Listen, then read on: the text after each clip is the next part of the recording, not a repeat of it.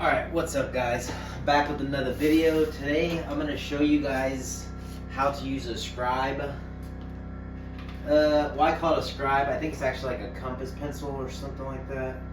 A pencil compass. But I'm doing my countertops right now, and your sheetrock and your walls are never going to be completely flat. So when you cut your countertops, you kind of want to shave off the back or the side edges to where they fit the contour of your wall. So your wall is going to go in and out, like even a little bit. And I'll bring you in a little closer to show you what I'm talking about.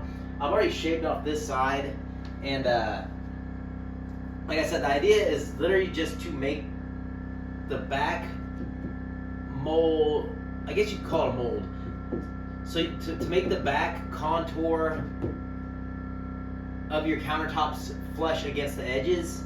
But the idea is there's a sharp edge or like a point and then a pencil on the other end. They also have cheaper ones at Harbor Freight that are okay where you put your own pencil in. I don't really like them as much because it doesn't get as close. This one you can see goes a lot closer. Let's see if I can focus in on this. So this is Harbor Freight's, and then this is a Empire pencil compass, and you can just see it gets a lot closer. So if you're not trying to shave off a lot, this one's way better. This one actually kind of sucks, if I'm being honest. But the idea is literally just to drag it across the edge, and you just want to keep the same profile. What you're gonna do is slide it all the way against the corner and then push this as far back as you can. And you're just gonna look for your deepest edge. My deepest edge is on that side. I already measured it, but you're literally just gonna slide this across the back of your wall and draw a line across it.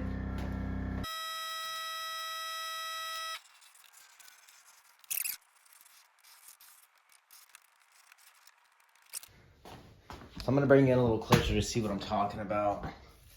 So you see that gap? That's the widest gap between my wall and my countertops. So you literally just wanna follow this line, and that line is gonna follow the contour of your wall. I just use a belt sander. I got a Bauer one from Harbor Freight, and I'm gonna do a review on that one also because it's actually pretty badass. It works really well. But I'm literally just gonna shave all this down, and then when I push it up, it's literally just gonna line up flush with my walls. And it keeps you from having a gap in your wall. It just looks a lot cleaner, a lot better.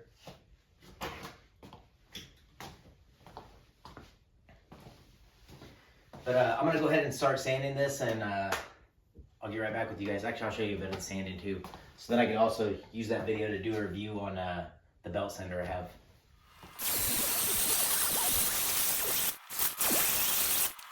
So I just got done scribing and sanding this entire ledge, or the edge, I guess the back. It's a backsplash. And I do want to say one thing.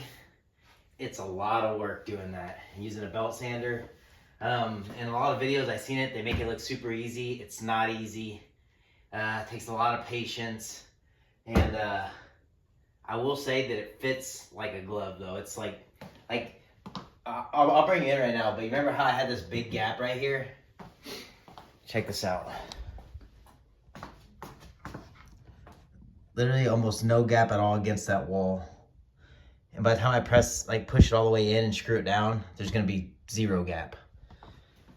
So like I said, using a Scribe is super easy. It's super important if you want this to fit flush like a glove, because like I said, these walls, your walls are never going to be perfectly flat. You're putting sheetrock together, you're screwing them down.